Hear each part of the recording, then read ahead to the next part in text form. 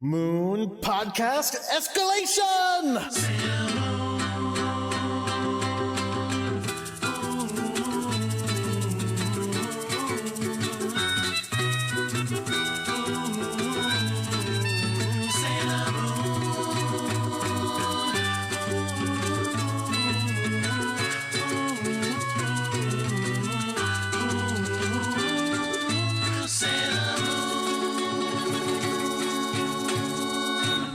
Hello, everyone. My name is Jordan D. White. My name is Chris Sims, and this is Sailor Business. It's the podcast where we sit down each and every week. That's right, each and every week. We're always here. I don't know what you're talking about. To watch an episode of the classic 1992 Sailor Moon anime and talk about why it is that we love it so much. And today, we are back in action after a couple weeks with our new episode where we'll be talking about episode 107 of Sailor Moon S. Art is an explosion of love, Chibiusa's first love, and folks, my peeps, Sailor Moon S rules? Whoa! Oh my god, Sailor Moon S is the best! Really? Better than Sailor Moon no letters? Yes. Yeah. Whoa. I honestly think we have been getting some true knock it out of the park episodes in this run of Sailor Moon S, to the point where this week's episode and next week's episode are among my favorites that we have seen. The sheer joy that they bring me is amazing. And also, I think I figured out something that happens in Sailor Moon. As listeners may recall, I have not seen past this point in the timeline. And Jordan, you have, and I know a lot of our listeners have as well. But I think I figured out a little something, and we'll talk about that as we get into the episode. Okay. Yeah, I figured out. They're looking for the Holy Grail. Yeah. Yeah? No, we'll talk about it later. But in order to help us talk about this week's episode, we have a very special guest on the show. We have, if I have this right, you may have had a birthday. Have you had a birthday since the first time you emailed in 2016? I think so, yeah. Okay, so Yeah. you are 24 years old. Yes. You are a Libra. Yes. You do not know your blood type. Nope. We have Emma Gabor as a guest. Emma, welcome to the show. Hi. Welcome. Yay. Now, Emma, as I mentioned, you emailed us way back in July of 2016. So that is how far ahead I am in scheduling guests for this show. And one of the things that you mentioned was that when you were a kid, you watched Sailor Moon a lot, obviously. Yeah.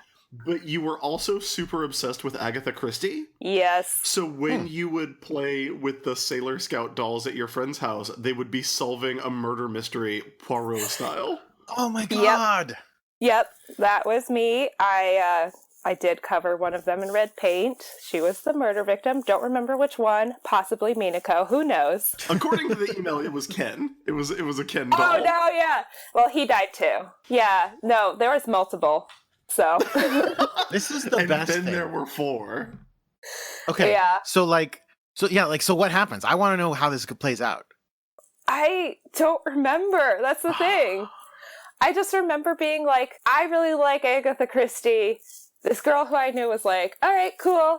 And then we decided that one of them died, put paint on them, and then solved it. Okay, so I'm trying to imagine this. So obviously they start out in their civilian identities. Somebody dies and they are poking around in it.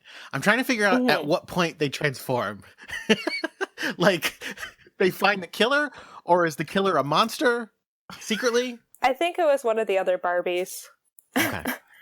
We mostly just played it as themselves. I don't think we did transformations. Okay. I can't remember, though. That's all I can remember is a vague Agatha Christie themed playdate with Sailor Scouts.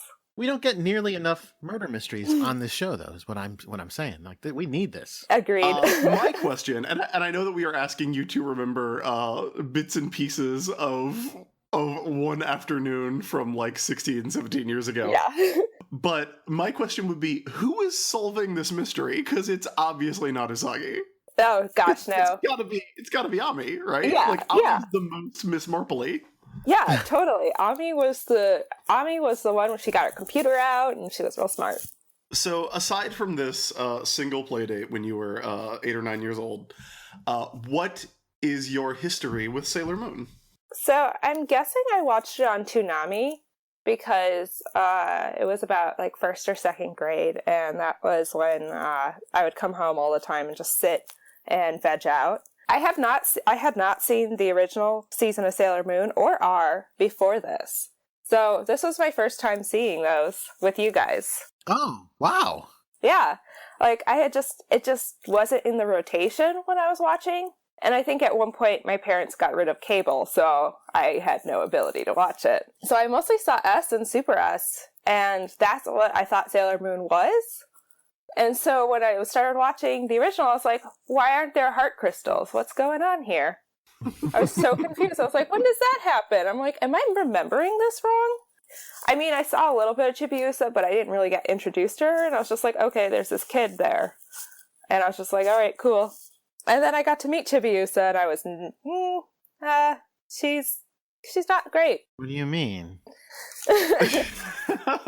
Yeah, but here's what's weird then. So you would have seen Sailor Chibi Moon before you went back and saw Chibiusa and Sailor Moon. That's funny. That is funny. Yeah. And as we've previously established, Sailor Chibi Moon is great. Sailor Chibi Moon is fantastic. Really? She's fine. She's good. She's amazing. Remember when you used to give me crap pretending that I liked her to make fun of me? I don't know what you mean. I don't know what you could possibly mean by that. Because I said I was getting used to her, and then you like demonized me for it. That doesn't sound like me. Sure. So you didn't catch up with us until Sailor Business? Like you watched along with us? Yeah, well, I was like, oh yeah, Sailor Moon's a thing, and Hulu had just brought it back, so me and my sister watched a couple episodes in the Japanese version, and we were both so confused because we were like, wait, wasn't her name Serena? And then I was like, oh, she must have had a different name in Japanese, and then I was like, I don't remember the first episode at all, and I was like, what is happening? Where are the other scouts? Like, it's just Usagi and Luna, and I was just like, what's happening here? And my sister was just like, I'm out. Because she watched it with me too, but she was just like, I'm okay. She also can't sit still long enough to watch anime. But I was just like, okay. And then later on, I found, just like online, I found a website that had all the Sailor Moon. I was like, oh, I'm going to start watching. And then my friend told me about Sailor Business, and I was like, all right, I'm going to watch with them. And yeah, and then I would just like hang out at work after I like listened. I would watch all the episodes, and then I would listen. Oh no, I would watch all the episodes, and then at work I'd listen to the podcast. Oh, okay, so it was pretty recent. I mean, technically I could have watched the episodes. I was a janitor for a while at my college, and a lot of times there's nothing to do. So yeah, it made cleaning kitchens way more fun to listen to you guys. Yay. Well, I am glad that we could provide you with what was unquestionably the most direct and non-confusing explanation of all the changes to Sailor Moon. Yeah. And all the different versions. I'm sure you before you had even to ask the question, I'm sure it was answered in the simplest and most direct way by Sailor Business. Yes. So, Emma, it is wonderful to have you on the show. Like I said, you emailed almost a year ago, so I am glad that we are finally getting a bunch of people on the show. And we've got a bunch of people that have been waiting coming up in the next few episodes. Like I said, I booked all of S very early. So if you've been waiting for that email, it's coming, I promise. But yeah, it's great to have you on the show, and I'm excited to have you for these next two episodes, which I thought were fan-friggin-tastic. Spoiler warning, I love them. But Jordan, yeah. Before we get into the episode itself, well, wait, we haven't even asked her the questions. Oh yeah, that's right. We have questions. We have the standard questions to ask you. It's been so long. It's been almost a week since our last episode, right? I don't know. So yes, who, Emma, is your favorite scout? So since I started with S, I'm kind of torn between Uranus and Neptune. I don't know, I just always liked them as a pair Sure. more than liking one more than the other. But I think right now I'm leaning towards Neptune just because she's awesome and I like her. But I also really liked Uranus as a child because I always had short hair. And I was like, she has short hair and she's pretty and cool. So I was excited about that. That's a great impression of Usagi. Yeah. Yeah, that was pretty much like, I was like basing off of cuteness how much I liked the Scouts, which was a very 8-year-old thing to do. But yeah, like totally the outer Senshi were so cool to me. But of the inner Senshi, I think my favorite was Ami. Again, short hair, really cute. And then she was really smart, and I thought that was really cool. All right, so what do you think of the of the ships on the show? The canonical miracle romance of Usagi and Mamoru. Yeah. I think when I was younger, I was like, whatevs, because I was just like, all right, cool, she has a boyfriend. But I have my own ships going on. Oh, Ooh, really? Okay. Yeah. Let's hear them. Well, I read a lot of yaoi, so of course it's gotta be Mamoru and Motoki. Yeah. Agreed. Yeah.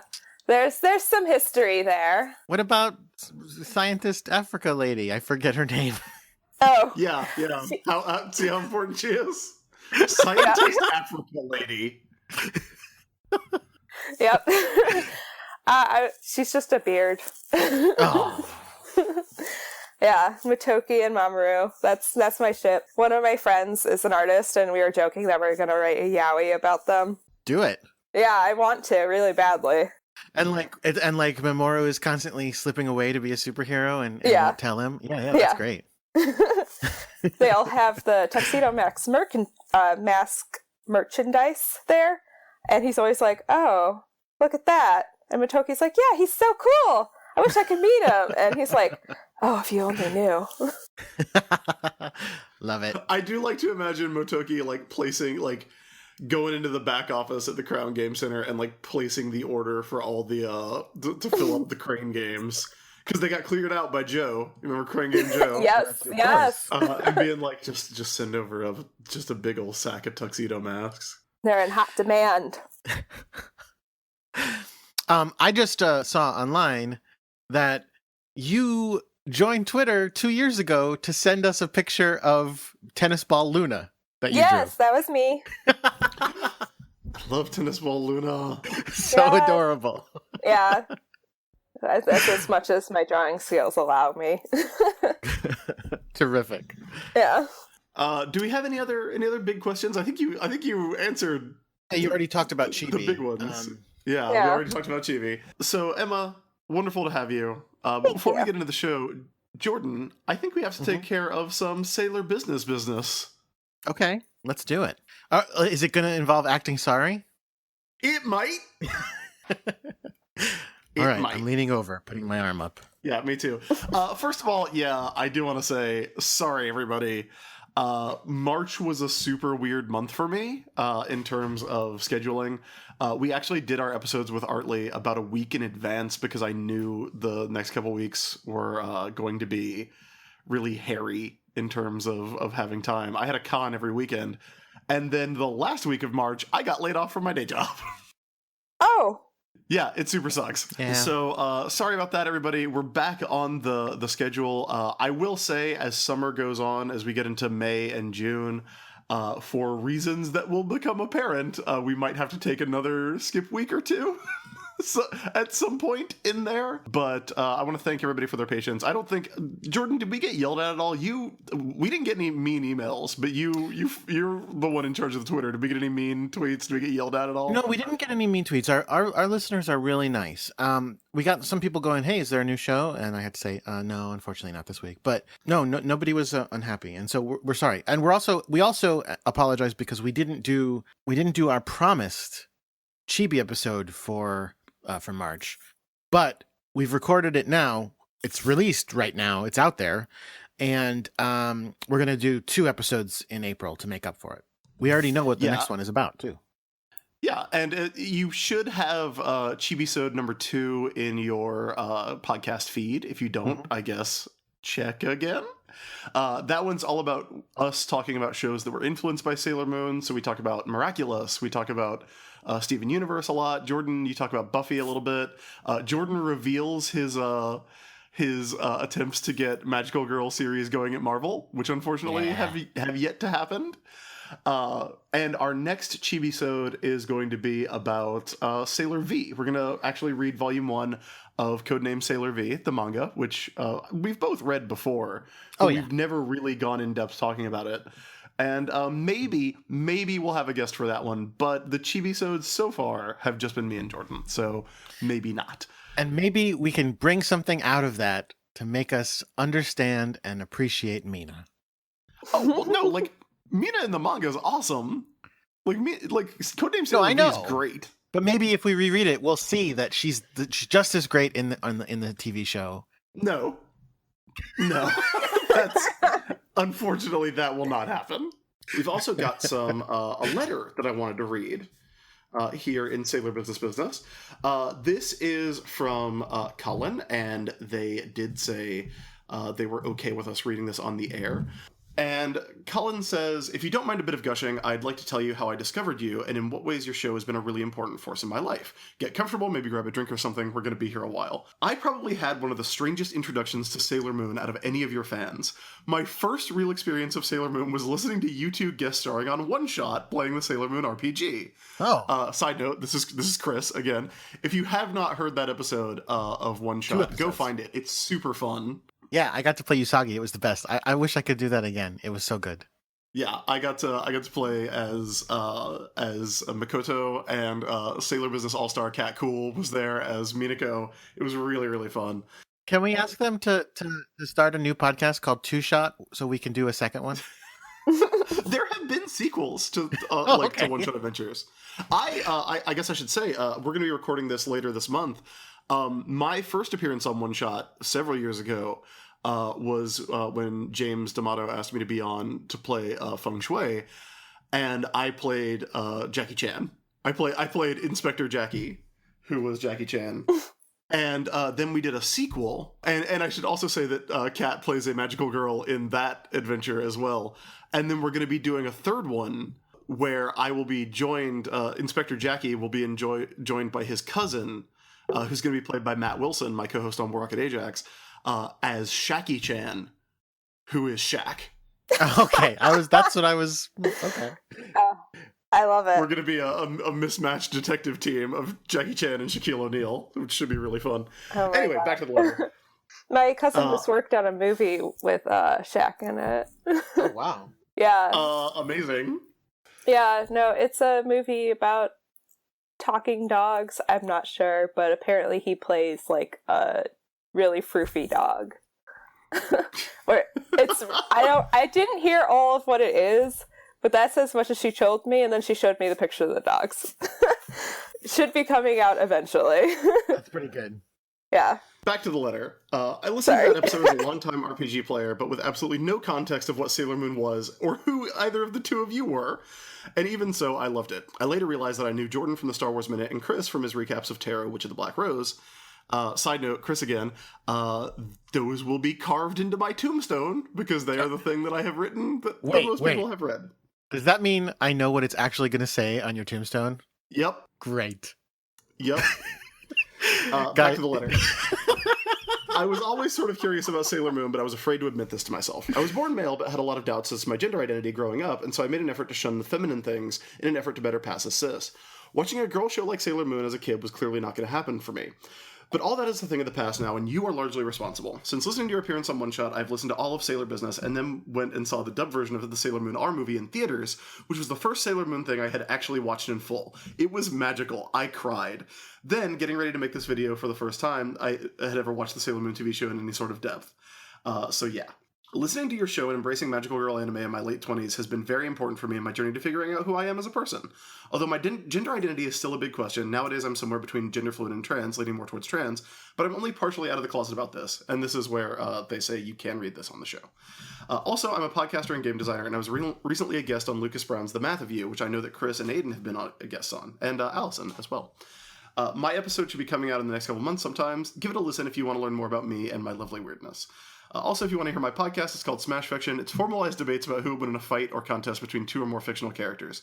You may remember that we bought an add-on War Rocket Ajax a while back, and it helped give us a nice bump in listeners when we were just getting started and nobody knew who we were, so thanks, Chris. Sincerely, Colin. For now, check back in a year and it's probably going to be Claire. So, thank you, Colin. That's super awesome. Yeah. That's really great to hear. There is also an AMV attached. It's inspired by a throwaway comment Jordan made in an early episode about a similarity between 45-year-old alcoholic divorcee stockbroker Darian Shields and his relationship with Sailor Moon. And it is set to the song 14 by the Vandals, which I believe you are familiar with, Jordan. That's a great song. Yeah. Oh, boy. Jordan. Jake, help me out here, buddy. Jake, please, buddy. Please. That's probably better than how Memoro treats the situation, unfortunately. It's true. Anyway, thank you. Seriously, thank you so much to Colin. And I'm glad, it's always great to hear from people who enjoy the show, but, hearing from people who say that listening to this show literally helped them to figure out who they are and change their life is awesome. It's super great to hear that. So thank you so much for sending that in. But, if you enjoy the show, you can also just write in and tell us that. I will never get tired of either of those things. No, yeah, we're always happy to hear that people enjoy our show. And again, that's another listener who listened to the whole show without really watching Sailor Moon, which is pretty amazing. Yeah. And I gotta say, though, if you're one of those people, if you're first, actually sitting down and watching the movie, or watching the show is with Sailor Moon R, the movie, The Promise of the Rose. Oh, yeah. Good choice. Good choice. That's the one. Rules. I still have to see it. You haven't seen it? Oh, you gotta see it. I know. Did you listen to our episode where we all got really emotional about it? Yes, I did. I was like, oh my gosh, I need to watch this. But I was look, I don't know. I'll find it eventually, and then I got distracted and forgot. Okay, it looks like it's is it on sale yet, or is it just pre-order? Let's see. Because I searched recently and it wasn't on sale yet, and I remember being very disappointed. But it looks like I do not believe it is on sale yet, because I think it's still playing in some theaters in Canada. It's released in it's released next week, I think. It looks like April 18th it comes out. Okay. So next week or so, you should be able to watch it. Check it out. It's so good. It's so good. I really need to. Yeah, legitimately one of my favorite things. One of my favorite Sailor Moon things that we have seen thus far. That movie and these two episodes we're about to watch. So with that in mind, it is now time to get into this week's episode.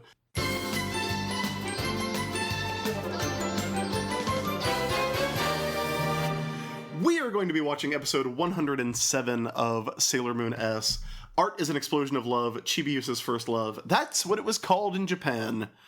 Jordan, does this episode have an English title courtesy of the fine folks at Cloverway? Of course it does. Why wouldn't it?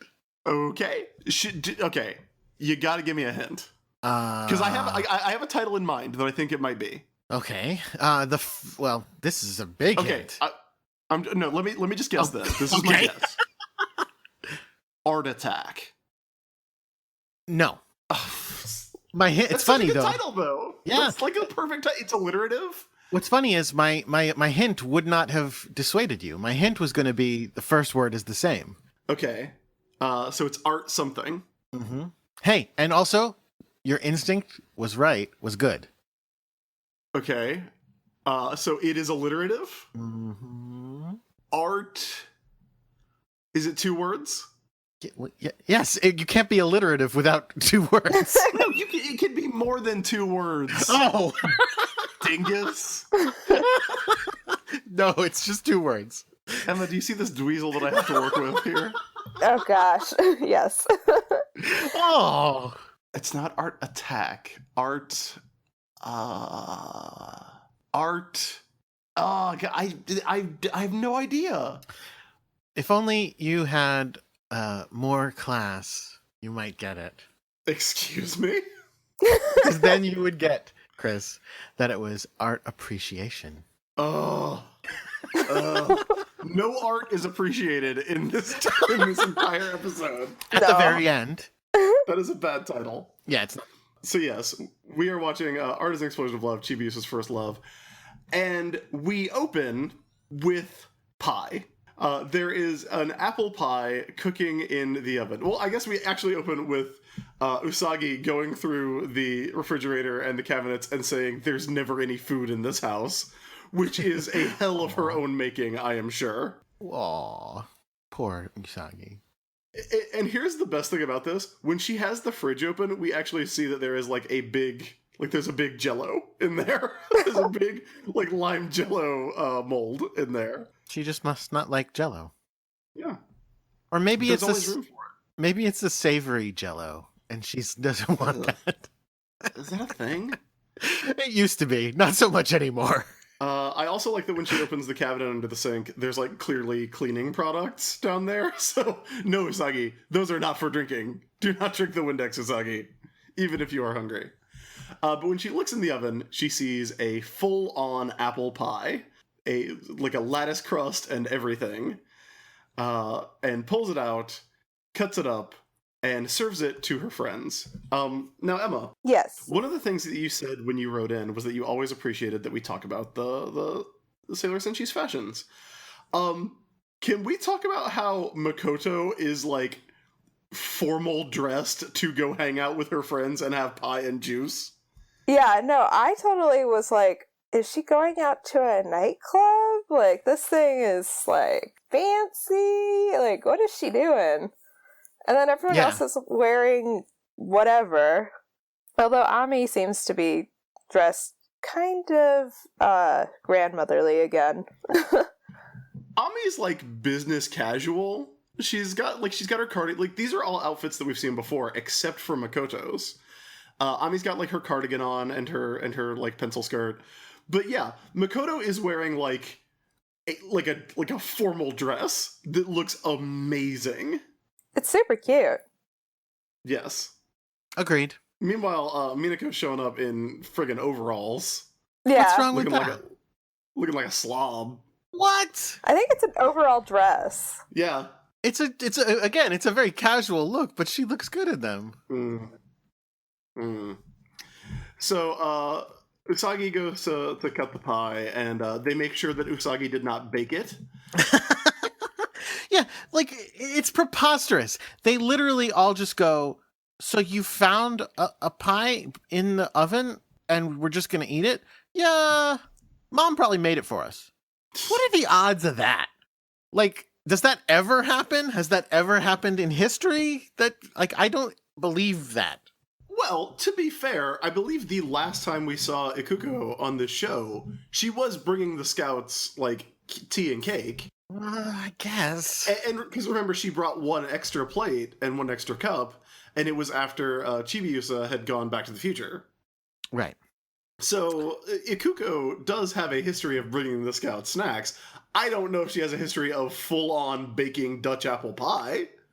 I mean, in addition, spoiler, we're about to find out that Chibi Yusa baked this pie.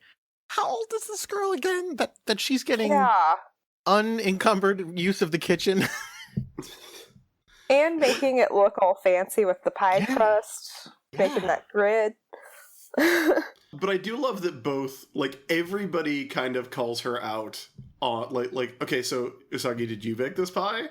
Because they don't want to eat anything Usagi has cooked, because we have seen that Usagi is a disaster. And then Usagi gets, like, a shadow across her eyes and holds up her giant chef's knife. Like, what's that supposed to mean? And then Makoto just goes to serve the pies. And, okay, another completely bananas thing. This is a pie fresh out of the oven. It's hot and fresh out the kitchen. We see Ami is eating it like a person, like with a fork. Minako is just picking up the pie and eating it like it's a pizza slice. Yeah. A little and strange. they say the apple pie is so apple-y. I was like, okay, that's one way of describing apple pie.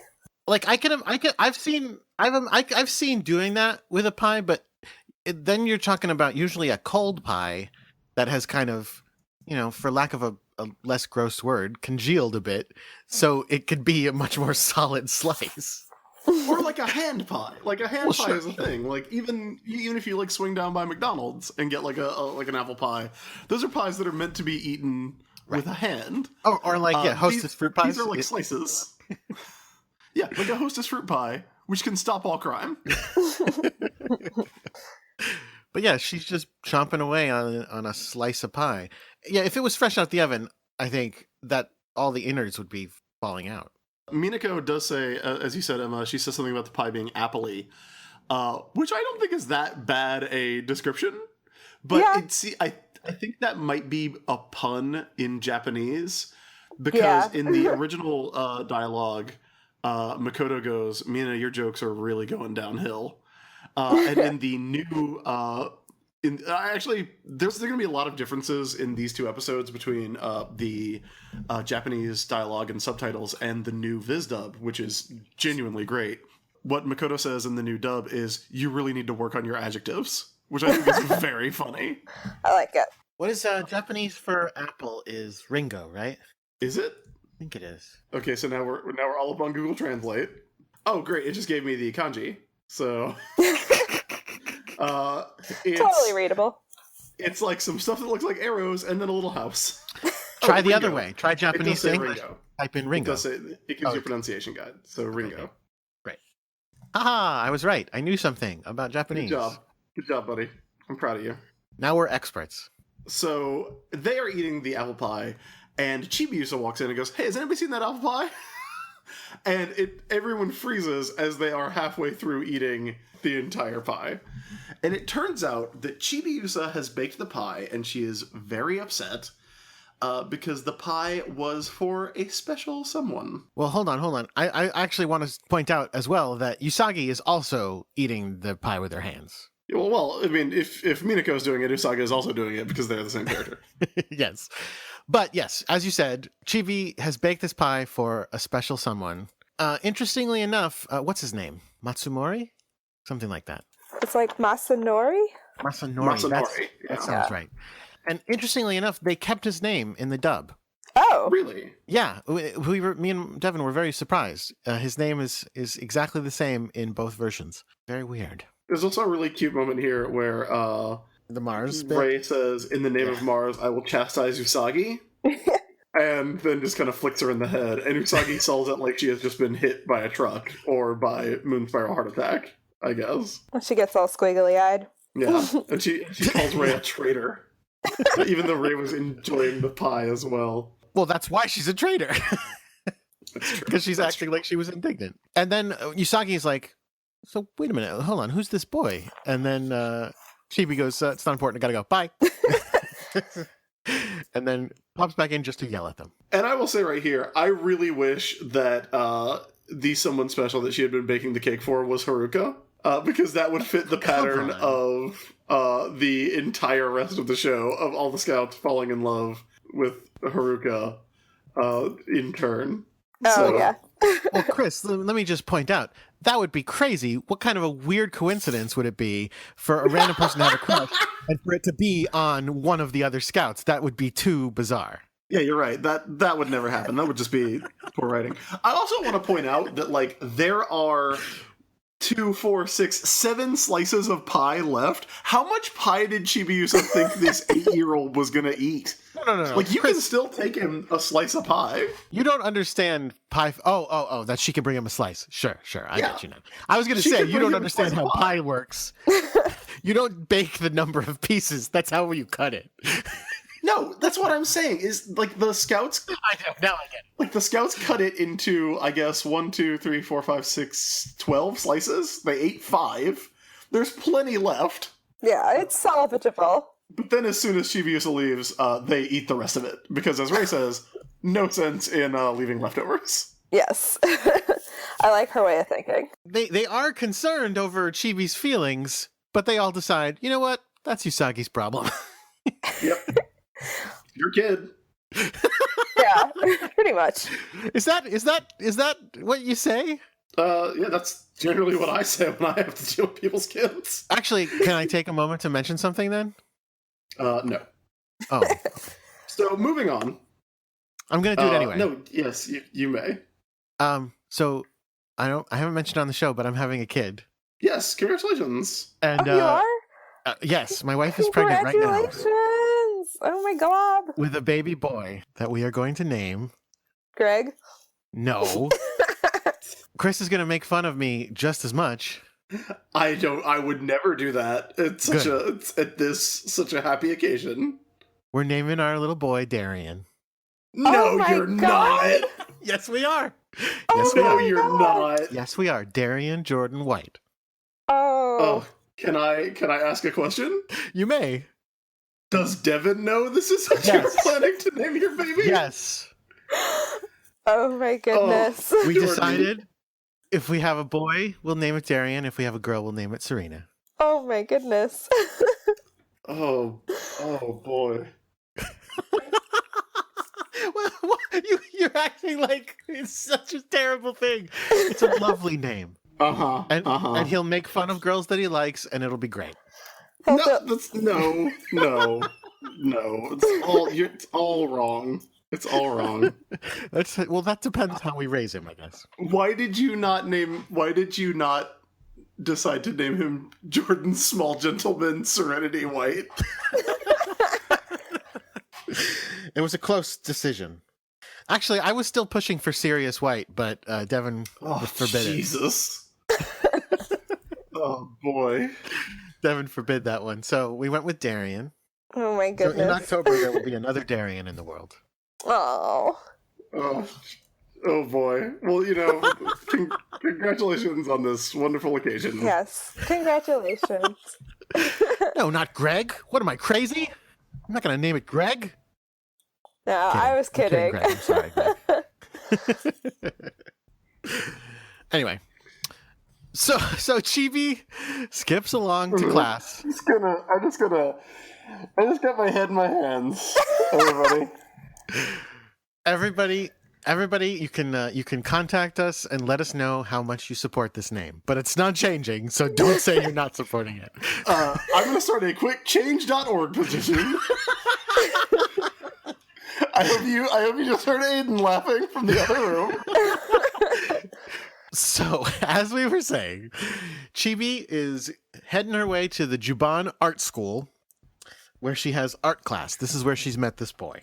And she skids into frame, she sneaks up, and the boy is sitting there at the gate with a giant bouquet of flowers, which I'm sure is for her, and they live happily ever after. Yeah, it would be just too heartbreakingly terrible if they were for anyone else. I mean, especially someone she knows, that would be crazy. Yeah, that would be the absolute worst. That would be super hard for anyone to deal with. Uh-oh. Here's the Well, problem. here comes someone walking. Walking in silhouette with flower petals falling around her. And it's going, ooh.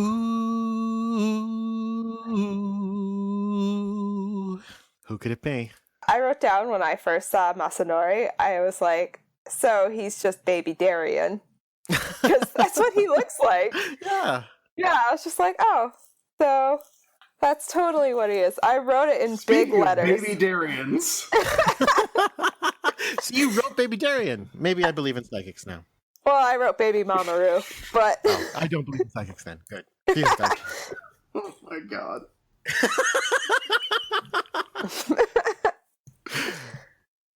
So who shows up? Who shows up to teach art class? No, actually not teach art class. In the dub to teach art class, but in this Okay. to also be attending an art class nearby. Yeah, it's like attending the high school kids art class, I guess, that is held in the same room. It actually makes we're not super charitable to the English dub, especially when it involves Haruka and Michiru. But having it's Michiru, by the way, it's Michiru showing up. Having her actually show up to teach the art class is something that makes a lot of sense. Oh yeah, especially because she has. Her paintings are in galleries. Yeah. Like she's her paintings are decorating a cruise ship. She's a successful commercial artist. yeah. Yeah, She pretty does much. not need to take a class. I guess she just needs the studio space. I don't know. Yeah, I guess. I mean, she is like 16 or whatever, but And Rich, don't forget Rich. yeah, like so. Maybe she's like maybe it's just gonna look good on her college application if she's acing this community school art class. So she shows up, and suave old Masanori is there with flowers to give to her. And he picked red roses because that means passionate love. Yeah, in the language of the flowers. How old do you think this kid is? I would say like 10. 10, yeah. Because I think we've talked about this. Chibi is supposed to be a little older Yeah. than she was the last time we saw her, Mhm. which is weird because she was apparently 5 for 900 years, but now she's 8. So God only knows how much time has passed. So she's 8 and he's 10. That works. Because, I mean, he's a lot taller than her, but then again, you know, they often have the boy characters a lot taller than the girl characters, so it's hard to tell how old they're supposed to be. I also was like, if she's still 5, how is she doing this art class? Because I feel like, well, no spoilers, but she's doing sculptures later on. It's like, I don't think a 5-year-old would be able to make anything other than like a blob. You bought the 5-year-old making a pie, though? No, I was like, oh, probably mom helped. Gotcha. Yeah. But like, so I was like, yeah, she has to be older to be able to make something that resembles what she's trying to make. Yeah. Well, I would say... So, well, what is she trying to make, though? Well, we'll get there. It's a very interesting. Yeah. It's a very interesting sculpture she's making. We'll get there. Yeah. So he gives this passionate love flowers to Michiru because while Chibi has a crush on him, he has a crush on her. She's very shocked by this. Both of them are shocked by this. Michiru clearly is like, "Oh, you're a fucking child." Yeah. Yeah, not only are you a child kid, but you are barking up the wrong tree on this one, my dude. Meanwhile, Chibi's heart is shattered. She's annihilated by this.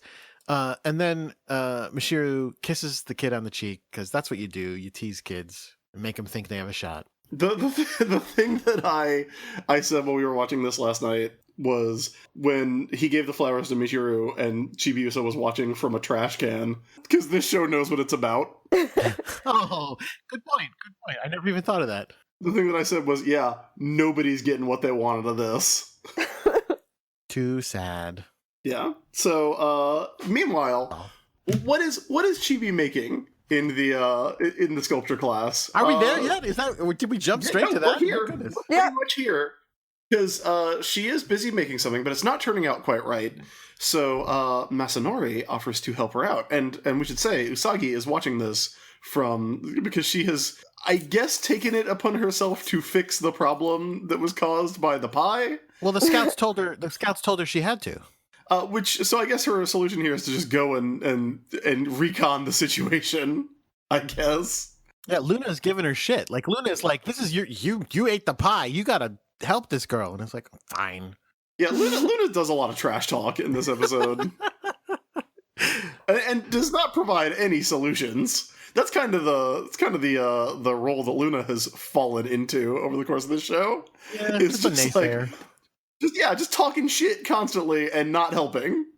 Is old Luna T-Cat. Parentheses, people? Question mark? So Chibi's making a giant egg cup, right? She's making a giant ostrich cup. She's making an urn. It's not Yeah, an urn. that's what it looks like. She's making something to hold the ashes of old Queen Serenity. Except it's the Holy Grail, Chris. Yeah, she's like, oh yeah, it's the Holy Grail. You know, we all know what that looks like. It looks like this. No, doesn't she say, like, I saw a picture of it or something? Yeah, in Mom's bedroom. And then Masanori, without seeing this picture, is like, oh, well, you just do this and this and this, and then it looks exactly right. Masanori has not seen this, seen the Holy Grail. He must have demon powers or monster powers. Okay, there. Am I boring you, my friend? Yeah, a little bit, but I don't blame you. You okay? I'm fine. I like how when he tries to make it look nicer, he just rubs it a few times and then it just turns into what it's supposed to look like. Yeah, it's very much a Charlie Brown Christmas sort of situation that he's in. It's so weird how the Holy Grail is such important imagery in Chibiusa's life right now. All of these really weird coincidences going around these days. Meanwhile, after Masanori is chastised briefly by Michiru for helping Chibiusa, because Michiru's like, she should really be doing that on her own. Yeah, which is much. Like such a jerk move. The kid is 8 /10/910 / ? And also, but that's not why she's upset. Chibi's not upset because he was helping her get it right. Chibi's upset because she's like, you are stepping on my game here. Yeah. I was getting there. You are getting in the way. She also says, good luck, my rivals, or something. Yes. And it's like, aren't they my in the beloved same... rivals. Yeah. Are they in the same class? Like, that confused me. I guess maybe in the sense that all... In a way, all artists are rivals. I guess. And then Masanori gets giant heart eyes, and there's hearts surrounding him after seeing Michiru. And Chibi has flame fire eyes because she hates her so much. Yeah. Pretty great. So then Usagi decides, oh, I know what to do. I've got it. This is easy. Can we talk about this sculpture that Masanori's doing, actually, for a second? Oh, the sculpture of his goddess? Yeah. So he's sculpting a sculpture of Michiru with wings. Now, but here's the thing. They show this sculpture two ways that I remember seeing it. From behind, where you could see her giant wings and her giant hair. Mm-hmm. And then from the front, a close-up of her face. At which point, I'm going, she's topless, isn't she? He's sculpting her naked, isn't he? Oh, he's 10. He's curious. Because I don't remember seeing it from the front otherwise. Am I wrong? No, you just see her like collarbone up. Yeah. But from the back, when you see it, you're like, oh, that's totally her because of the hair. Yeah. And he's in love with her, so not creepy at all.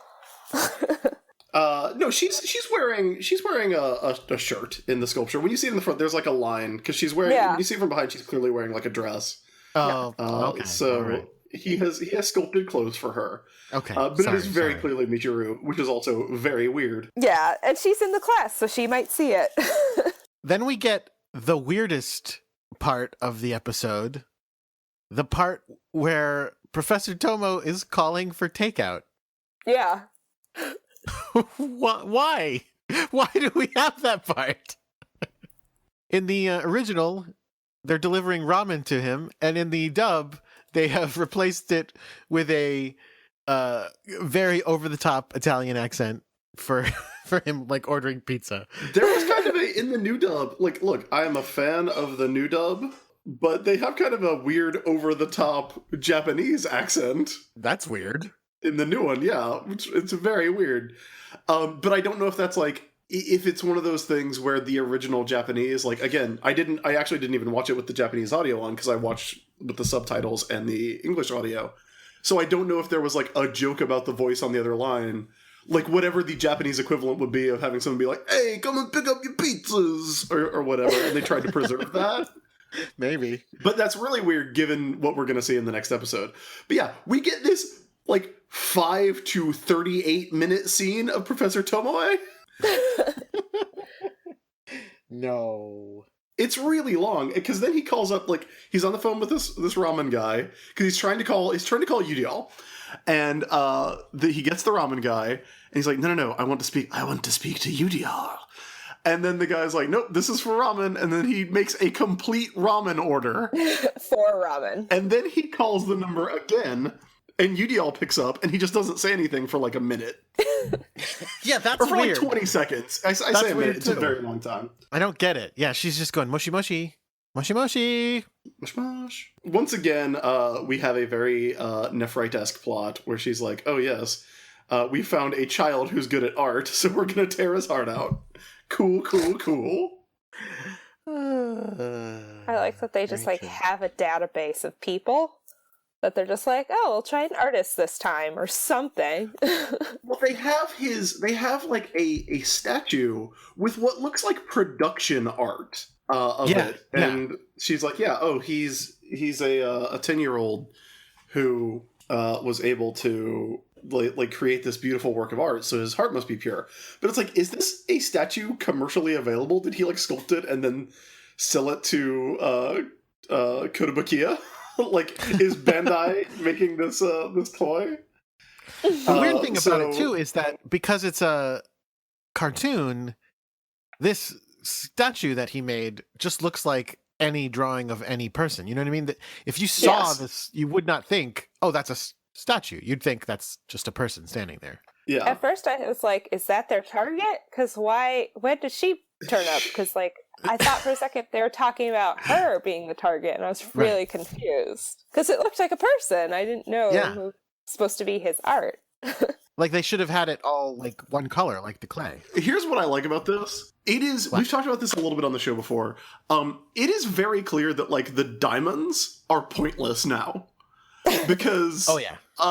Yudial's got the giant gun that can shoot your pure heart out. And then Professor, like, but here she's on the phone with Professor Tomoe, and he's like, oh, he's an artist? Cool, I'm gonna make a diamond.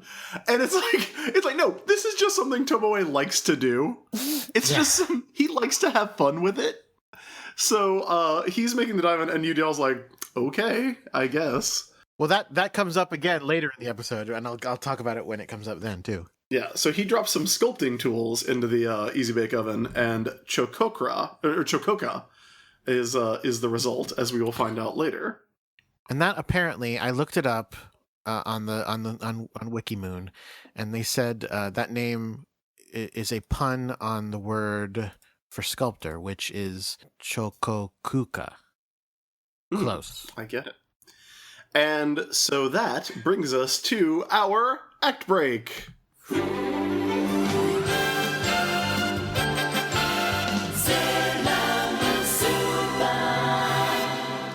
S for sculptor. Jordan, Emma, as I'm sure you both know, Sailor Business is supported by our listeners on Patreon. You can head over to patreon.com/sailorbusiness and kick in as little as $1 a month to help us pay the bills. As I have previously mentioned, that is something that is extremely helpful to me right now. But I do want to thank everybody for kind of stepping up. Since the news came out about Comics Alliance, which was my old place of day job work, we've gotten a big boost in backers for both this show and for War Rocket Ajax, the other Patreon that I have for the other podcasts that I do.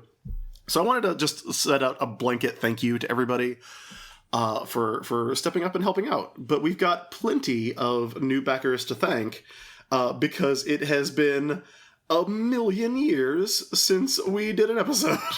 So, Jordan, are you ready to talk about our new backers? I sure am. Let's do it. We want to say thank you to Allison Barnett, Thank you so much, Allison. to Stu Skeel, Thank you, Stu. Levi Tompkins, Thank you, Levi. Ian Duffy. Much appreciated, Ian. We got a $5 pledge from No More Pressure for a Clever Name. I'm in it for the stickers, which is a great Patreon username. Thank you, no more pressure. Let's see here. Brett Hawk pledged. Thanks, Brett. Aaron Criswell pledged. Thank you, Aaron. Suzanne Jensen. Suzanne, thank you. Cat Lovely Punch Nesbitt. Oh, like that name. Yeah. Thank you, Kat. Robert Petramol. Thank you, Robert. Which, by the way, there's an X in that last name. So it might be Petramolks, but I tried. Our friends at the One Shot Network, we've given them enough press in this episode already. Thank you to James and Kat at One Shot. Oh, thank you guys so much. Daniel Fernandez. Thank you, Daniel. Jason. From Friday the 13th movies, Jason Voorhees? Well, since this also supports Xenobus, it's probably Jason of the Argonauts. Oh, okay. Well, thank you so much, Jason. Cullen McGonigal. Thank you, Colin. Pigtailed Goddess, who I believe is Chibi-Usa. So thanks, Chibi. Thank you, Pigtailed Goddess. James Reed. Thank you, James. Alex De Jesus. Thank you, Alex. John Bruce. Much appreciated, John. And finally, Carson. Carson, thank you so much. And thank you, everyone. Yeah, if you do not know about what you can get on Patreon right now, we've got some of the bloopers and outtakes from the show, as well as we do show notes on there for backers. And the enamel pin, the much promised enamel pin, is coming. Katie Donnelly is finalizing the design. We've actually got the money set aside for the order from last month's Patreon, so that is all ready to be printed up and paid for. Hopefully it won't take too long once we get that final design. Should I finally go ahead and reveal it, Jordan? Because it's been a secret. Wait, how far off are we? How long is it going to be? I think Katie is literally just finishing up the design right now. So it should be by the end of April that everybody's got them. Okay, then let's do it now, because is there still time for people to up their... There's still time for people to get in on it. If you have not pledged, if you are not a $15 backer and you do want to get in on the pins, then you can. It's the reward for the 15 or above level. So if you're one of the people who has been generous enough to pledge like $20, or I think we've got a couple pledging 25, even though we don't have a reward for that level, which is super awesome. Like anybody who's at 15 or above will get this. As long as you want it and you plug in your address in Patreon. And Jake's going to be handling the shipping on these, so as always, thank you, Jake. But the design that we have by Katie Donnelly, guest of the show... Here we go! ...is...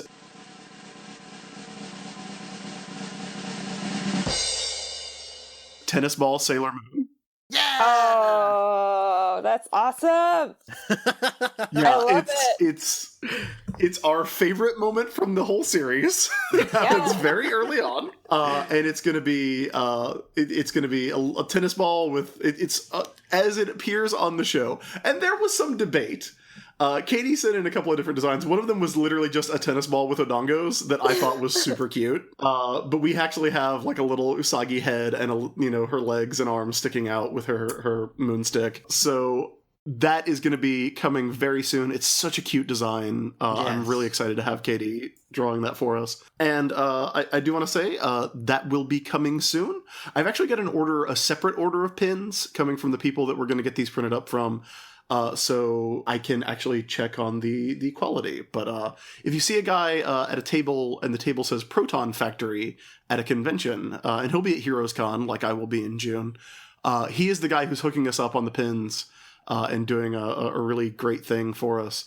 So shout out to Proton Factory, shout out to Katie Donnelly, and thanks to everybody at the $15 level or above for getting some pins and getting to help us out here on the show. Yeah. So yeah, that's the Patreon shilling section. Jordan, do you want to ask like one or two quick Twitter questions? Do we have time? Let's do one. We'll do more next week. Then we'll do a brand new one. Yes. Because I haven't scrolled down into the old ones. Good. Just get rid of them. Okay.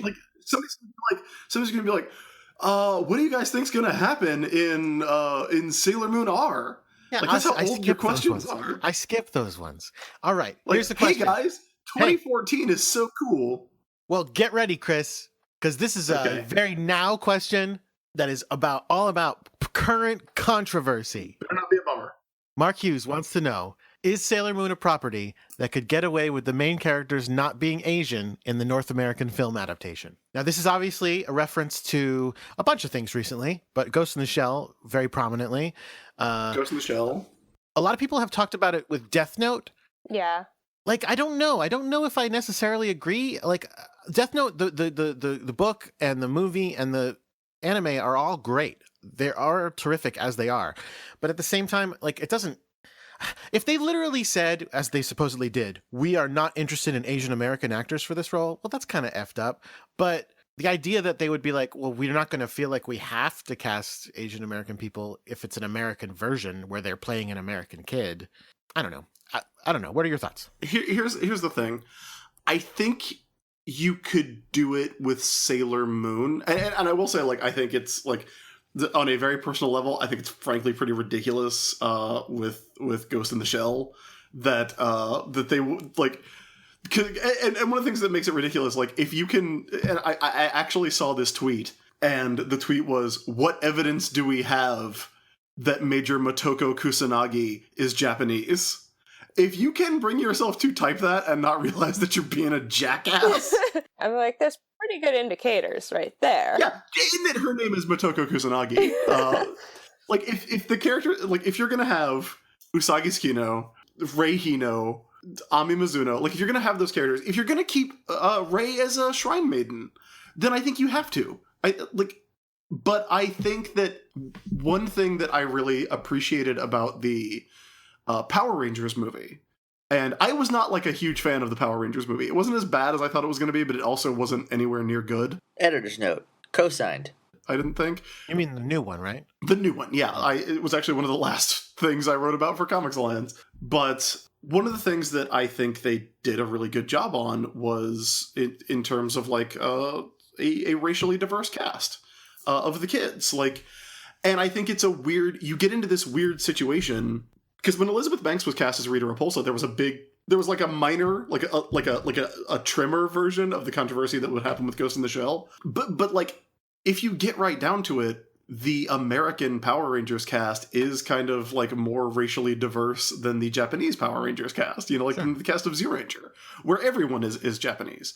And obviously that's not like that's a little bit of false equivalence, but I feel like the movie did like a really good job. You know, you had black characters, you had Asian characters, you had like there's one white dude on the team, which I appreciated. Well, I think the problem is that it goes to two different things and it brings them together because there's two issues really being talked about.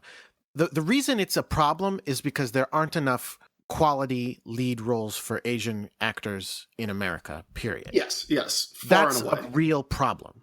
And so people are saying, but in this case, you're taking an Asian property and you're making it white. Well, yeah, okay.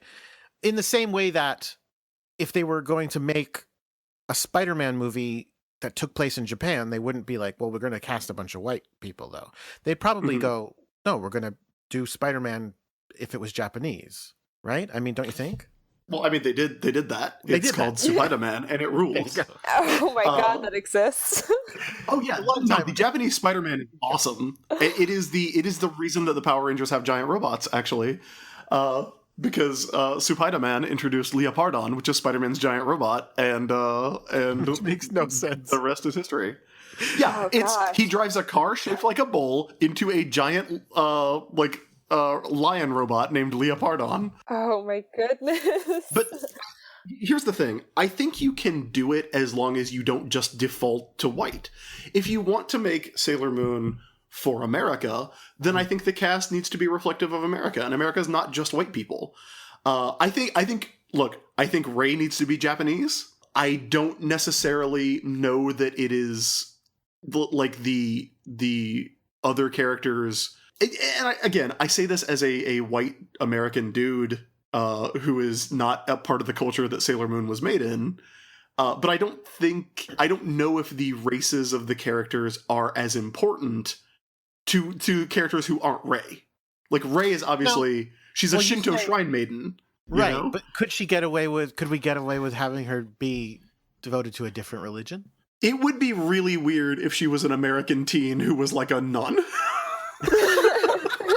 Because like that's kind of the equivalent. Like, we don't have that role in America. Sure. Yeah. Like, Okay. and it would be even weirder if Rei Hino was like a youth, like always volunteering with her youth group. Like, it's a different thing if you're like a Baptist youth group pastor than if you're a Shinto shrine maiden.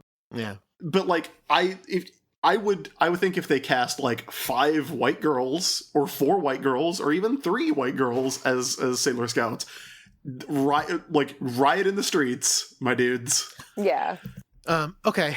But again, I don't know why you wouldn't just, like, with a lot of stuff, and I feel this way about like properties that there are already like live action adaptations of, like properties. And I say this as someone who loves Power Rangers, which is nothing if not an American adaptation of Japanese source material, but which also has like a kind of pretty strong track record, especially in recent years, of having a diverse cast. Like, if you watch like Dino Charge and Dino Supercharge, and Jake, I think you can pop in here and maybe agree with me, like, Dino Charge does an amazing job, I thought, with racial diversity, because a lot of the characters that I think other media properties would sort of default to being white, they don't.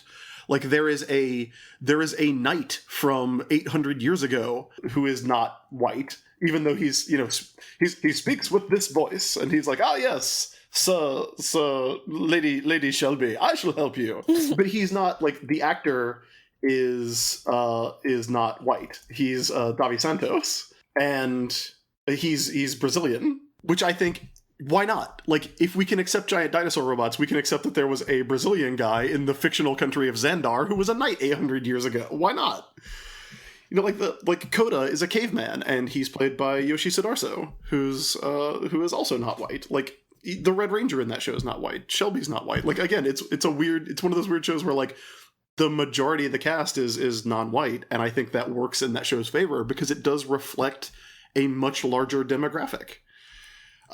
With Sailor Moon, I think, like, ideally you do want them to be Japanese because it's a show that springs from Japanese culture and Japanese school culture specifically. But you know that it's not going to happen. Well, I mean, yeah, again, but, like, they're not going to do it right now. But if they made a Sailor Moon movie, I guarantee you, Sailor Moon, whether she's named Serena or not, is going to be a white girl.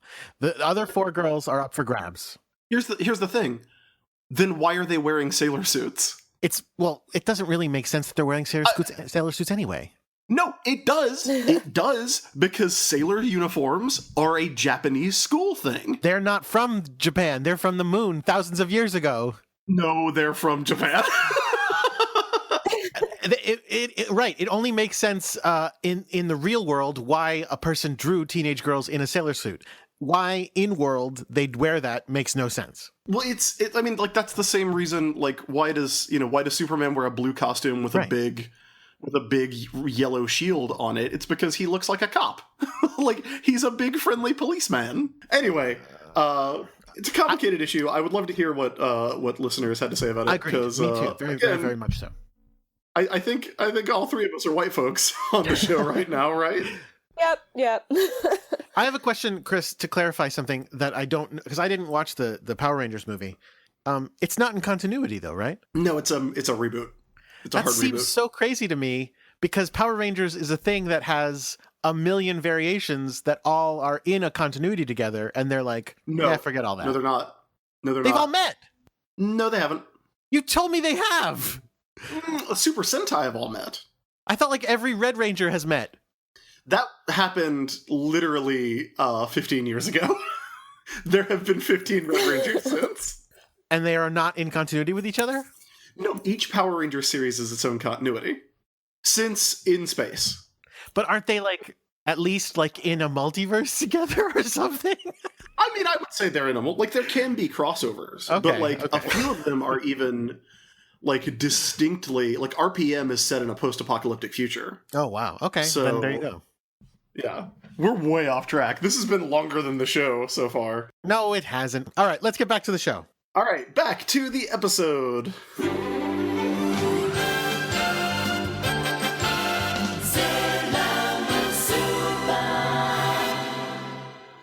So, as we come back, Michiru is painting a mermaid. Oh, right, the episode. Michiru is painting a naked lady mermaid in her painting class, just in case you need to know where Michiru stands. Yeah, she is naked, isn't she? Yep. She is painting a naked mermaid, and Haruka is there just casually sitting with her bike helmet and a bandana tied around her arm, which is not a look that really took off. I wrote down that what is this, like, Morrissey costume she's wearing? Like, she just looks so... I don't know. She reminded me of Morrissey. There we are. Haruka starts teasing Michiru about the bouquet of flowers. And she's like, ooh, are those from your boyfriend? And Michiru's like, yeah, they are. And Haruka says, and I quote, oh, so there's a guy with the gall to seek your love. Which is some highfalutin talk from old Haruka Tenno. Which, now it's funny because this episode, or this scene, is clearly tongue-in-cheek in the Japanese version, where we all know they are in love. Yeah. But in the dub, it's just a little more serious and earnest, in the sense that she's going, oh, it was those from your boyfriend? And she's like, yeah. She's like, is it Mike? Because I thought you and Mike broke. And she's like, yeah, me and Mike did break up. This is from someone new. It's just strange. It's just always weird when they play seriously the idea that they are in straight relationships when we know they are not. I do really like the because we know that they're in love, but it hasn't really been talked about on the show that much, right? I mean, here's the thing. First of all, they are literally never apart. Second of all, it hasn't been confirmed. In fact, it's been denied, but it's been denied in a way that no one believes, right? Like, they always are. Again, they're always together. They're like hanging out, doing stuff, and then people go like, "Are you guys together?" And they're like, "No," but they're like, "No," because they're like, no, we don't have time to be in love. We have to murder people to save the universe." Yeah, but like here, Haruka's like, "Oh, you know, I won't forgive you for looking at anyone else but me." Like, right. It's very like they're really laying it on thick in a way that I think is so over the top that it could come off as goofing around, but also for real. Yeah. Well, in addition, the fact that she's painting this picture does raise to me the question of what's going on here, in the sense that if they don't have time for this shit, what are they doing? Is she then just... Why is Michiru spending hours painting a full color naked mermaid painting? Right. Or are we supposed to believe that they're like, I just got a feeling that someone pure is probably doing some art, so let's go hang out at the art place. I don't know. The art place. The art school. The Juban art school. Whatever. I don't know. Because, yeah, you're right. It seems like when they're constantly going like, you know, we can't do this. We can't do that. And yet we can paint mermaids, and then I can sit here and watch you paint mermaids with a handkerchief around my arm for some reason. Yeah, it seems very relaxed when they often talk about how the world's gonna end. So then we cut back to Usagi in the sculpture studio, and she has decided to help Chibiusa win the heart of Masanori, and we get I just pasted it into the chat here. We get Usagi as naked baby Cupid. Yes. Little wing cherub. I wrote that down. Yep, but no. She says, "I am the Cupid of love." Yeah. Which, as opposed to what? The Cupid of anything else? I don't believe that's a thing. I wonder if that's meant to be like a riff on her saying, "I am the guardian of love." Oh, maybe. Oh. She's a pretty guardian in a sailor suit, you know? So Chibiusa stomps on her foot to keep her from spilling her crush, which is weird because she was going to bring a full-size apple pie with servings for 12 people. No, if you just cut it into 6, then it's only for 6 people. They just all get more pie. That's true. But then, one of the most amazing things on the show happens. When Chibi stamps on Usagi's foot, she's jumping up and down, like, with her mouth giant and open. But if you look in the basket, Luna also has her mouth open and is going like, ah, too, as if her foot got stepped on. Luna's the best. Yeah, and she also has a little sweat drop. Luna's a shit talker, is what she is. The best. Wait, why does Usagi, after she gets her foot stuffed on, she blows on it? She didn't give her a hot foot. What? Yeah. Sorry, go ahead. Chris, your favorite thing in the world. Go ahead. Yeah. So then one of the most amazing things that has ever happened in the show happens. I'm assuming you mean where she makes them take hands. Right. No, it's when a white Subaru Outback crashes through the wall.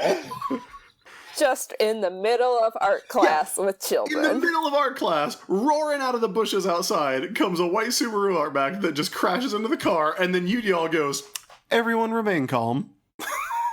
Like, you just drove a car into a classroom. There's nothing wrong here. Yeah, everyone remain calm. Nothing's wrong.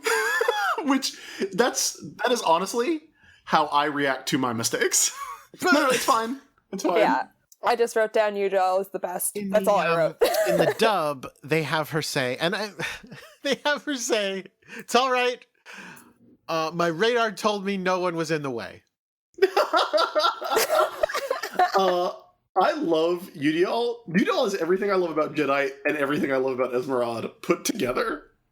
She gets out her giant syringe gun, her Black Star syringe gun, shoots Masanori in the chest, knocks his heart out, and then in the next room, which again, it's the next classroom, where Michiru and Haruka are painting, Michiru just looks up and goes, "Guess it won't be a quiet afternoon after all." And it's like, yeah, someone just drove a car into the building. But you're right, that's a good point. So then she definitely was not there because they thought something was going to happen. They were just taking a day off to paint. Yeah. Also, I love the moment when Haruka just pushes the window open without even looking at it, and it's like ready to go. We're going to jump out that window. Yep. Then they transform with the awesome transformation song.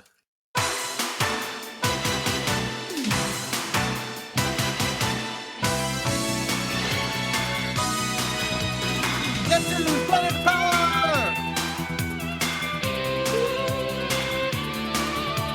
Oh, it's so good. I just want to let it, because like, I know this is going to make it a nightmare to edit. What if I just turn it down a little bit and we play it for a while? It's got the violin! It's Michiru playing her own transformation song! It's so good. And again, it reminds me of the Angel theme song, which I also like. Oh, it's been ages since I watched Angel. Except Angel is on the cello, and the Angel is a...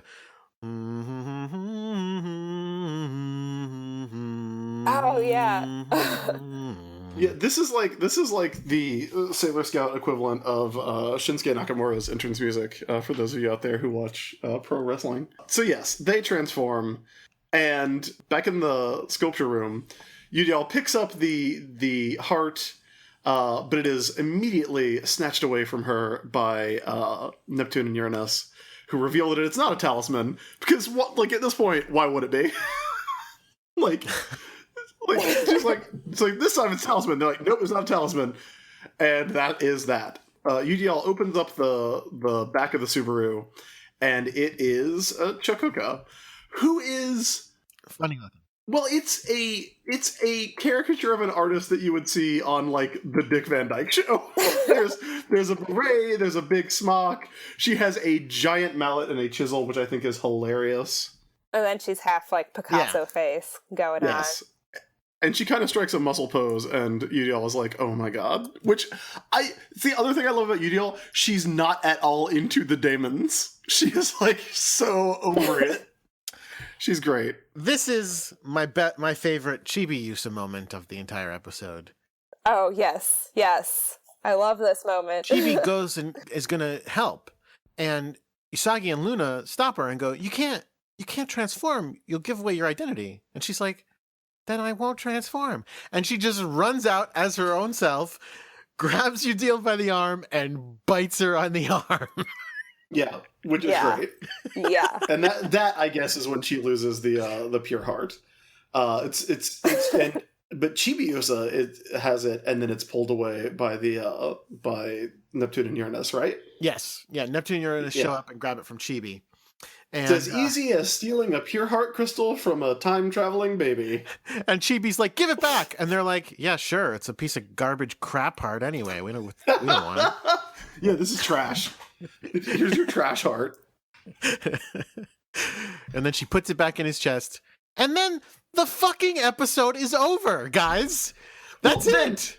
Okay, no. This is the best, though. Because then Udial gets back in the Subaru, looks back, and we get the, like... And she goes, "Okay, backing up." And we get the beep, beep. And she backs the car out of the classroom, through the hole through which she entered, and then drives home.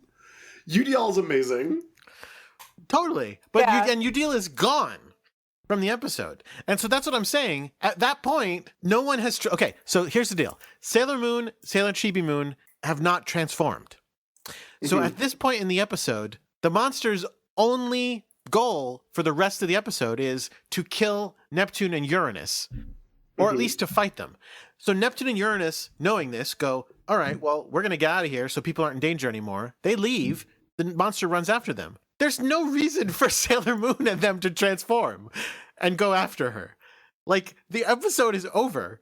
They don't need to worry about it anymore. Yeah. I mean, Sailor Moon is very nice, so of course she's going to go, oh, well, I should help them. But literally every other episode, Uranus and Neptune go, oh, they're still a monster. Well, we don't care. Bye. And leave. Yeah, I mean, I'm not saying that Sailor Moon should shirk her duty or anything, but she should probably be like, huh, all right, well, hope they have a good time. Right. But no, Moon and Chibi Moon transform. Have we seen Chibi Moon's transformation sequence before? Does she have a transformation sequence? No, they always just show her No. just flash or whatever, yeah. Hey, kids out there, cover your ears. This isn't Xena Warrior business.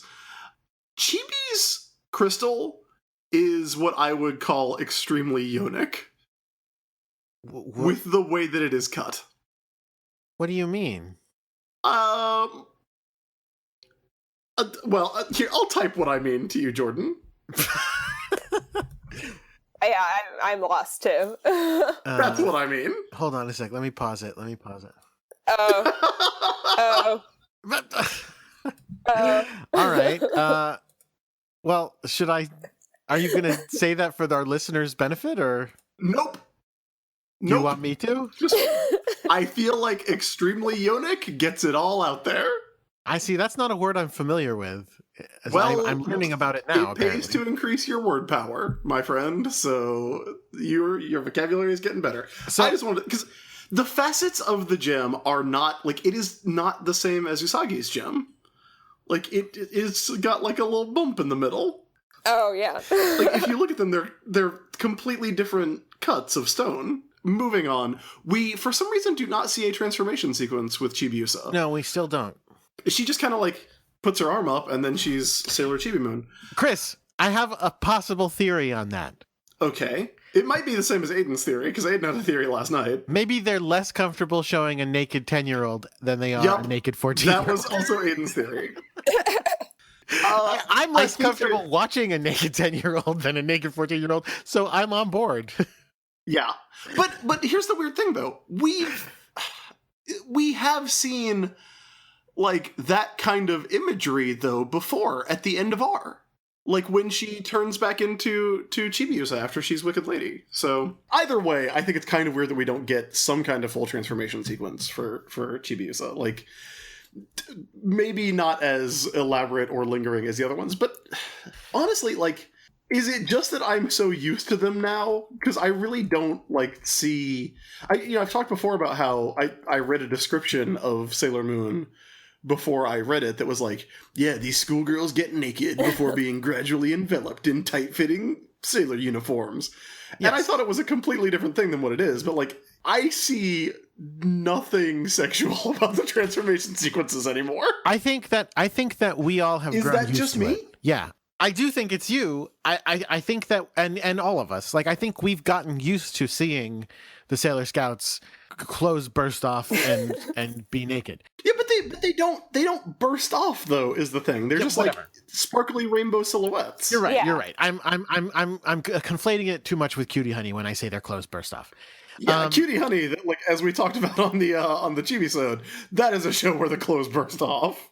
But again, if you watch the Uranus and Neptune transformations, even just the difference between Sailor Moon's and theirs, there's way more detail in their bodies. Like, you can see their belly buttons. There's a lot more rendering on their butts. There's a lot more boob shape going on there. Whereas Sailor Moon herself is mostly just a silhouette. Maybe it's because they're older? Again, maybe. Or it could be that the animators got more used to the idea the longer that they did it. But again, I think, like, when people are new to Sailor Moon, they see that and they go, whoa, she's naked, like that. And then they get used to it. I guess. Like I said, I don't know if it's just me, and it's just that, I have seen Sailor Moon transform, like, just doing this podcast 108 times. Yeah. Right. So they transform and they run after the monster, who is chased into a playground because why not? And gets hit with world shaking? Is that what happens? No, just a kick. Just a kick. Oh, right, just a kick, and gets knocked backwards into like a little sandbox next to a slide. And immediately sets about making a sculpture out of the sand, which I think is a really, really fun gimmick for a monster. And I also love that she names her sculptures. Mm-hmm. So we get, did you write down the names, Jordan? Because we get creation number 001. Beyond the Massacre. Beyond the Massacre? Yeah. Is that what it's in the English version? Yeah, that's what it says in the translation, the subtitles. Yes. Oh, wow. You're right. Beyond the Massacre. Yeesh, what a scary name. And then the second one is called Silent Ambition. Yes. And the first one is like a big spiky monster that also has boobs for some reason. Yeah, spiky boobs. It looks kind of like a spiky Metropolis robot. Yeah. And that one grabs Haruka and kind of pushes her through the bushes. Silent Ambition is made up. Like, what's hilarious about it is that, like, they use the same animation for the first monster, but the legs are completely different when we actually see it. Yeah, it's messed up. Yeah, they're cheaping out just a shade in old Sailor Moon S. But this is one of my favorite things. As she's creating Silent Ambition, Michiru, I guess, got pushed down when the other monster attacked Haruka. But it just kind of looks like she's sitting down, leaning up against a tree, offering some art criticism. Yeah. Just chilling. Which is kind of the perfect Michiru gimmick. And she goes, hey, how about you create some art that's a little easier to understand? It's pretty funny. Then Silent Ambition chases Michiru out. Well, then the monster's response to that is, my art is avant-garde. Which is very, very fun. And that's when the moons show up. Well, no, like, Michiru gets chased. Michiru gracefully hops over a park bench, and then this giant, like, heavy sculpture monster with a frowny face Just destroys it. Just destroys that bench. Yeah. Clearly tries to hop over it and doesn't, and I love this episode. This whole sequence is so funny. Like, yeah, your art's just too hard to understand. you horrible Daemon monster. How the heck does she do this part? So this part is even weirder. So the moons show up and they go, we're going to punish you. I'll punish you in the name of the moon. I'll punish you in the name of the future moon. And then the monster does a thing that I just don't get. She has a hanger out of nowhere, and she bends the hanger a little bit to sort of make it into a boomerang, which she throws, and it creates like a cyclone. Yeah, I was really confused too. I think I know what the idea is. I think that was the idea. I just don't get why. I think it's supposed to be a mobile. I don't know about that. Yeah. But I don't know. If anyone has an explanation for this, I would love to hear it. Because, yeah, she just whips out a coat hanger, bends it up into a boomerang, and then that creates a shower of black energy that just, like, the moons do a jump kick and then just fall down. And they're like, oh, we're done. Which, I mean, it's like it's oh boy, creating wind that's pushing them down. But it's weird. It's weird as hell. Yeah. Yeah. No, I wrote down, they're crushed by what now? Because I like looked down for a second, looked back up, and then I was just like, I have to rewind because what I'm seeing makes no sense to me with this monster. Yeah, you did not miss anything. Then we cut back to Neptune being chased by Silent Ambition, and she does a jump, swing, hop onto a tree branch, and the sculpture monster is so dumb that it just runs right underneath the tree branch. Well, it's very heavy. Yeah, sure it is. But it could also have stopped, and it doesn't. It just runs straight through. I don't know why you're being so mean to this monster. You just don't understand art, Jordan. Oh, well, that's probably true. And it falls in the I guess, river or canal? I guess it's a canal. It's the lake. They're at the park. They're at the same park they're always at. Well, here's they're the thing. At I would Maxfield think Stand that Memorial Park. But there are, whatever this body of water is, it has concrete walls. Yeah, So- it's like a little man-made pond. I guess. Or it's the side Jordan, of a river. Who we've knows? seen this park 50 times. How are It's you this just now park. latching onto this? I don't remember the lake having concrete walls. I know Anyway. it's been a couple weeks since we've done an episode, but like, this is the same park we always see. It doesn't. The lake doesn't have a beach. No, it's just like a little man-made pond.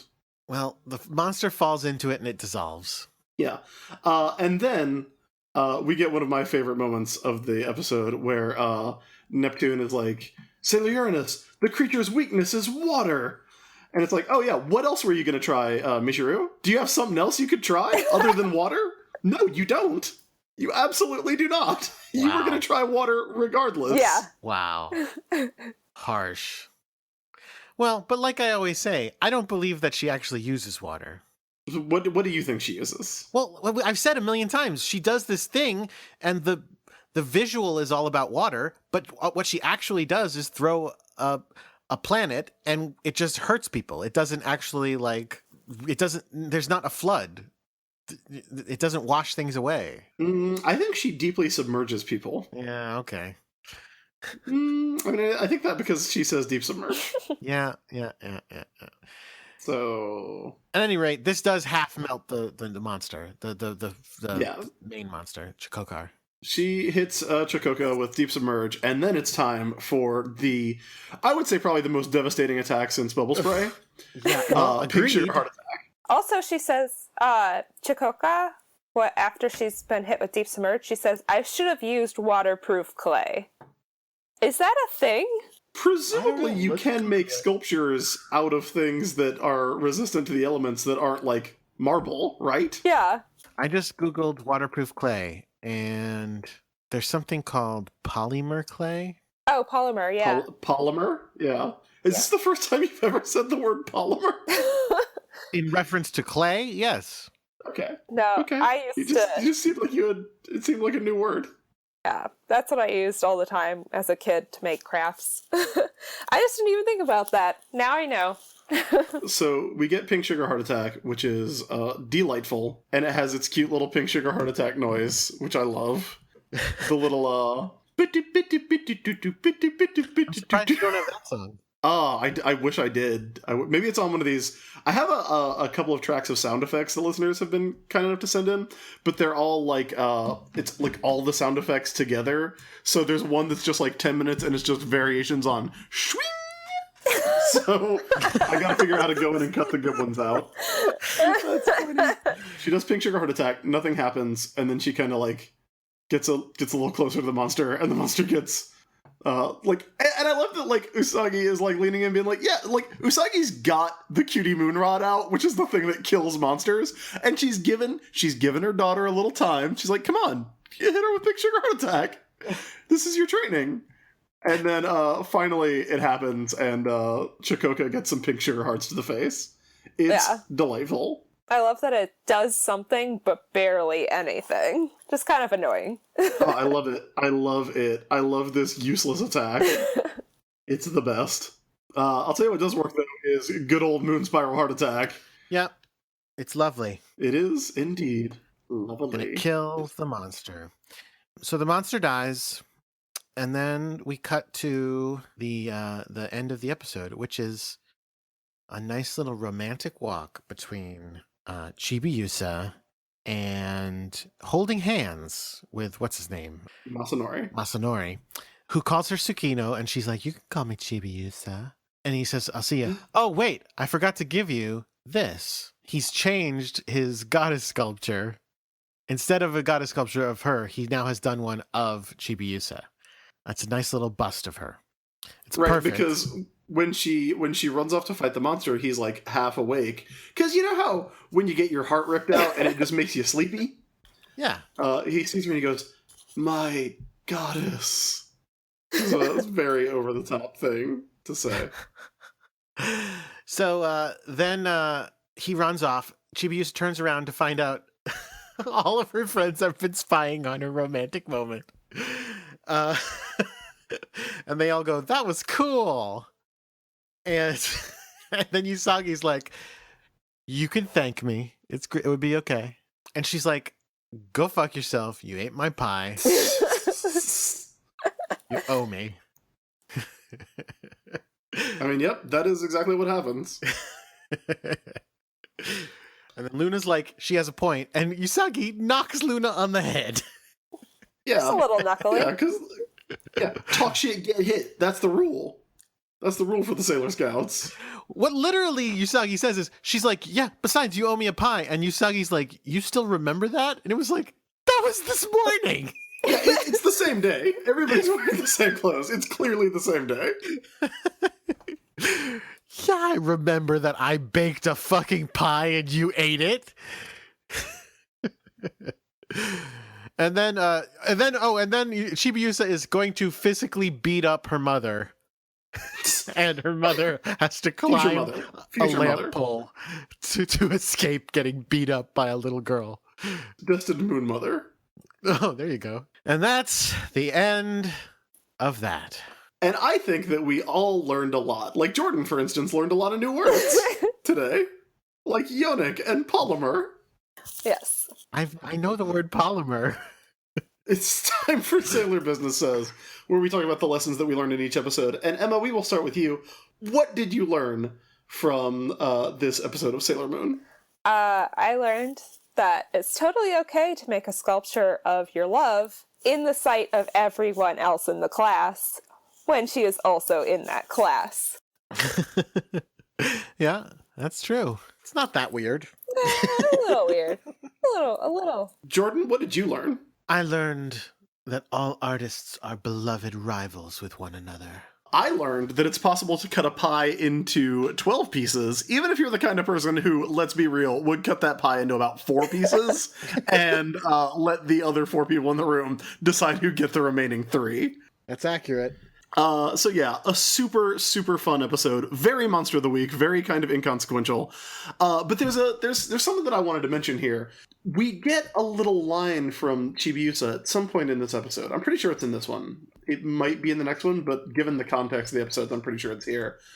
Chibiusa says something about having to find a friend. Like, that's the reason that she came back to the past.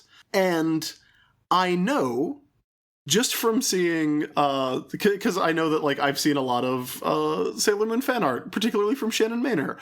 I know that there's, like, a big connection between Sailor Moon and Sailor Pluto, whose name is Tomoe, or Sailor Chibi Moon and Sailor Pluto. So I'm starting to put... Not Pluto. Not Pluto. Saturn. Sorry. I always forget that we get Pluto before we get anybody else. Sailor Saturn, whose name is Tomoe. And so I'm starting to put it together. I'm starting to put together what's going to happen and why Chibi Moon was sent back to the past. And I think that's really cool that I'm, like, figuring out a new thing about Sailor Moon. I mean, I would come to the same conclusion too, but I already know everything. Oh, well, excuse Sorry. me. I already know everything. Well, I know everything of the season. That's all. There you go. Jordan, am I on the right track here? You don't have to spoil anything for me, but... Sure. Didn't you think you knew something about the Holy Grail, too? I thought it was going to turn out that Usagi was the Holy Grail. I mean, it makes sense. She is the important one. Yeah. I don't know. Like, I did think, I wrote down that Usagi was going to have the purest heart of all, which was not true. Because she did have a pure heart, but it was not the purest heart of all, which I was actually very surprised by. Usagi's heart was not a talisman. But, like, I mean, look, I could just walk over to the bookshelf and find out. Don't do it! But yeah, I want to experience the show as it goes. But yeah, I really like this one. Very, like, for something that feels so kind of disposable, I do like that it's sort of hinting at a larger plot that we haven't really explored yet. What did you guys think of it? Emma? No, I really liked this one. I think when I was watching the English ones and rewatching all of them and seeing the season for the first time in like a good amount of years, I think I missed this one. So when I watched it the other day, I think it was the first time I'd seen it. And so it was fun because I was seeing it for the first time, as far as I know.